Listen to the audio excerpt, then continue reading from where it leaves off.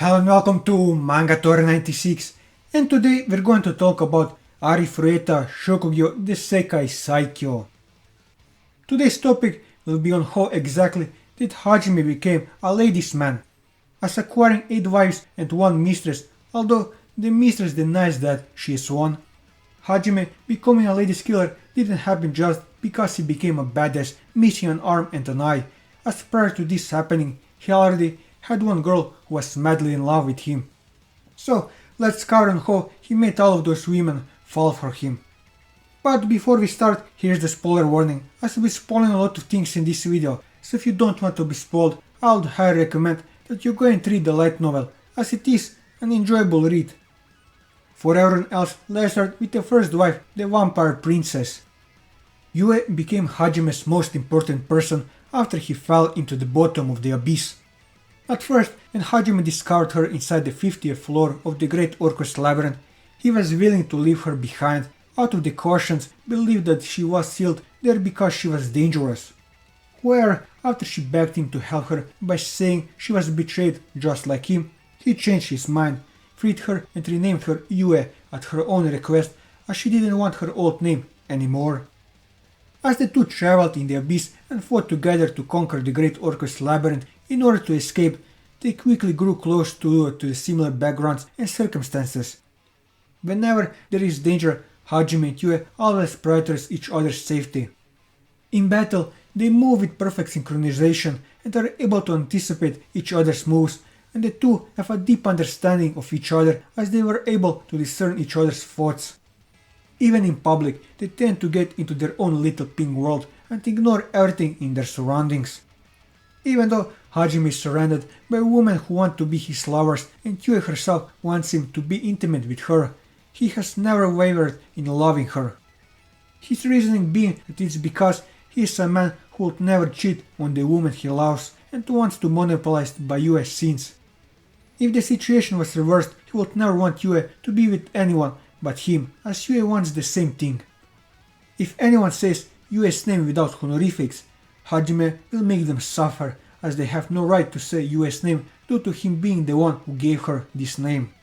This was shown when he brutalized Koki for doing that. In volume 11, after clearing the labyrinths, Yue was captured by Eri and was temporarily possessed by Echt. This caused Hajime to engulfed with tremendous rage as he killed his way to reach to Yue. After Echt's death, Hajime holds hands with Yue to use ancient magic and create a crystal key which enables him to open a doorway back to Japan. It is his wish to bring Yue and the other girls back to his world, and they want the same. Moving on to Shia. During their first meeting, Hajime's impression of Shia was negative due to her excessively clingy attitude that he wouldn't hesitate to strike her for out of annoyance. He wouldn't allow Shia to travel with him until she became strong, so she trained with Yue so that one day she could stand next to them in battle. As time passed, Hajime and Yue began to see Shia as part of their family, but to Shia and shockingly Yue's great disappointment, Hajime could not see Shia in a romantic light. However, this began to change in volume 7, during their return to Haltanian Forest, where her concern for her father, who had gone missing, dampened her smile so much so that Hajime decided to alter his plans to save Cam and the others first before he goes to the Haltanian Labyrinth. At the labyrinth, Hajime eventually realized that Shia is just as important and irreplaceable to him as Yue, and has begun to show his previously hidden feelings for her, and subsequently confessed to her at the end of volume 8. Without realizing it, the two have created their own pink world while they are alone. While he has come to respect Shia for how far she come, he does sometimes miss the old useless Shia, feeling nostalgic when he does. Moving on to Theo. When they first met in volume 3, Hajime and Theo were enemies in battle due to her being manipulated by Shimizu's dark magic while on a quest from the Adventurers Guild. Even when she was snapped out of the mind control after being defeated by Hajime and explaining the circumstances behind her attack, he was still willing to kill her out of the annoyance of her attack on him, which Shia compared to her own first meeting with Hajime. His attempt on her life while ignoring her circumstances and pleas shocked and terrified her until Yue convinced him to spare her. After the first encounter, which involved arguably dating her, Hajime has been followed by the masochistic and incredibly perverted dragon man who refers to him as her master. He constantly finds himself punishing her for her various misdeeds during their travels, which makes Theo incredibly happy, much to his dismay and disgust everyone else. While in his unofficial date with Shia, Hajime doesn't think Theo as a bad person but still a pervert. In Volume 4, he trusts Theo enough to be Mu's guardian when he, Yue and Shia go to the Great Orcus Labyrinth to save his former classmates. In Volume 5, during their fight against Freed, Theo admitted her true love for Hajime before escaping per his orders.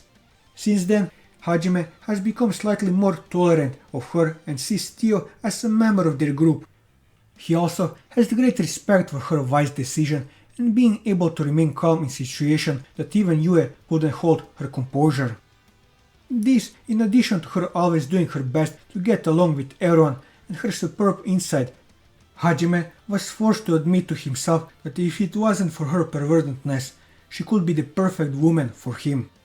Where, even when Theo was transformed into Super Theo, the graceful princess of Dragonman who was acting wise, he himself said that he liked the perverted Theo and changed her back to her normal self by insulting her.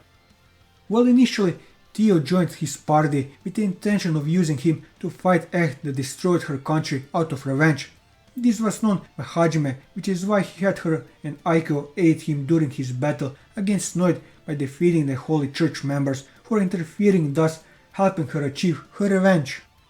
Hajime later confesses that he loves her when her grandfather and the rest of the Dragonman tribe decide to help him to wage war on Echt. While his treatment and feelings have improved, he still doesn't hesitate to punish Theo like before, both out of affection and annoyance. Moving on to Kauri. Hajime has always seen Kauri as a friend, although her attention for him only brought Hajime nothing but trouble.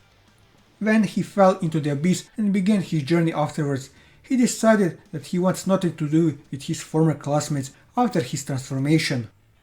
In Volume 4, when he reunited with Kosuke and heard from him that Kauri was in trouble, he went into the Great Orcus Labyrinth to save her to pay off her kindness.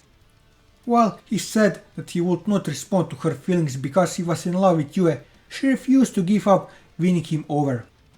After that, she decided to travel with Hajime to earn his affection despite his completely different personality. In Volume 5, while on the journey, he has offered Kauri to return her to Shizuku when she was saddened by her weakness compared to the other members of his party. But she refused and always wanted to stay by his side. As shown, she is important to Hajime when he saved her from the influence of an evil spirit. Due to her love for Hajime, Kauri always believed everything when Hajime told her that Echt was really an evil god who used her and Hajime as pawns in the chessboard of life. She believed Hajime instantly. Later, after she was temporarily killed by Hiyama, he became enraged and unleashed his true power by destroying Eri's undead soldiers and slaughtering Hiyama, while at the same time he was determined to revive her using spirit magic as she promised her to put her soul into a stronger body at Kauri's request because she did not want to remain weak anymore. Kauri is the only one of his wives that shares Hajime's otaku hobbies. Moving on to Shizuku. He cannot handle Shizuku for she knows his secrets such as middle school tuning habits. Despite this, he regarded Shizuku as the most reliable out of all of his classmates. Hajime always had a positive opinion of her because she always helped him out before they were summoned to Tortoise and didn't cause him any trouble, unlike Kaori. She sympathized with Hajime's plight as the target of bullying by Hiyama and his gang as a result of Kaori's infatuation with him due to her similar circumstances in the past as Koki's childhood friend.